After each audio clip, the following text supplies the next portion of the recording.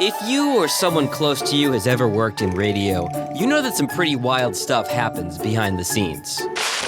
Welcome to Crazy Radio Stories.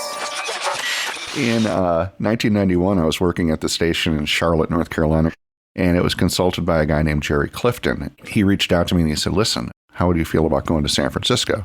It was going to be a station that was going to go up against KMEL, and I wanted to either throw up or turn around and drive back or do both, because they were so good. And so I got to San Francisco, and it was a really horrible situation. The station had no identity. The program director was not great. The company was run by lawyers. It was actually run by lawyers. It was a family trust. And then we were going up against KMEL. So to keep myself amused, I had to create my own entertainment. And I had gone through a situation in Minneapolis. Brian Phillips, now with Cumulus, came in across the street. He beat us in 6 months. And one of the things that he did was he got us to take our eyes off the ball. We were the number one station in town, and he beat us in 6 months by distracting us. So I applied those lessons to KMEL.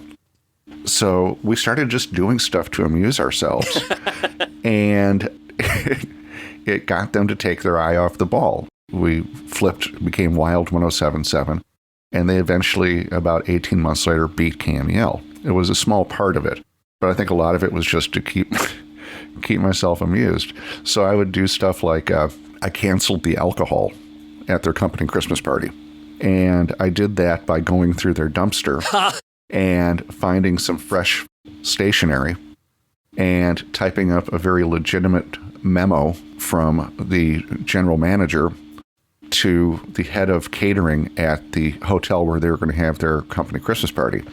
And it was talking about, hey, I know that this is last minute and everything, that the party is this evening, but it's really come to our attention, or really, I'm very aware of the fact that we have a number of recovering alcoholics on the staff. And I think that we can send the message that it's all right to party and celebrate without alcohol. So if you could replace those with fruit juices and soft drinks, that would be great. Looking forward to seeing you. So yeah, they showed up that evening all ready to party, and there was no booze. So that was fun. And then there was another time that we went through their garbage and came back to the radio station and dumped it all out on the table. And we're going through it. This is like at midnight. There was this one thing, it was a typed up piece of paper that had times, like, 6 a.m., some park in Oakland, 7:15, sunrise over the Bay Bridge from Jack London Square, 8:30, Commander Perry Elementary School. And it was just stuff like that. And we kept passing this around. And finally, one of the people was like, oh my God, that's the schedule for their commercial TV shoot. Oh. So we went to all of those locations half an hour early and bannered them. So every location they showed up, we were already there. I remember being at this Bay Bridge toll plaza, and Keith, the program director for KMEL, was sitting in his red Mustang, like pounding the steering wheel. Like, how had we known where all these places were going to be? One of the other things we did was, the first concert that we were at, it was going to be head-to-head against them, was Paula Abdul, and they showed up at all their concerts at 5 p.m. Well, we got there at 10 a.m.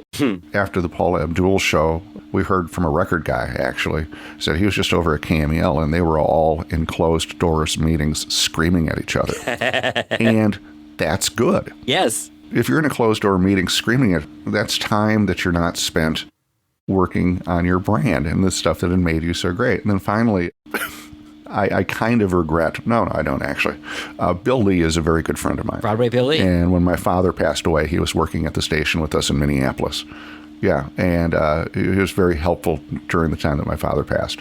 But he was the morning guy, part of the morning crew at KMEL.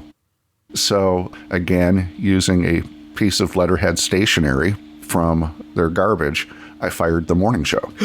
I typed up a very legitimate memo from the program director to the general manager discussing the search for the new morning zoo. Oh my God. And, who he had been in contact. He'd been in contact with somebody named Saul Foose, and he'd been in contact with Don Anthony, and they had some viable candidates. And I agree. I think the GM's name was Paulette. I said, Paulette, I agree with you that it's time to do damage control before there is damage to control. And I had seen enough of his correspondence from their garbage that I knew the way he wrote. And he had a very distinct signature, so it was pretty good. So I typed up this memo. And then I had an intern named Denise, but her nickname was Sunshine because she was like the happiest person on the planet. And I just retrieved from the Morning Mail, I think it was a press release from the Leukemia Society about some fundraiser. So I just took it out of the envelope and I sent her over to KMEL as a representative of the Leukemia Society. And oh my God. she just went in and dropped off this press release at the front desk. And then she said, could I use the ladies' room? And the receptionist was, oh yeah, sure, absolutely.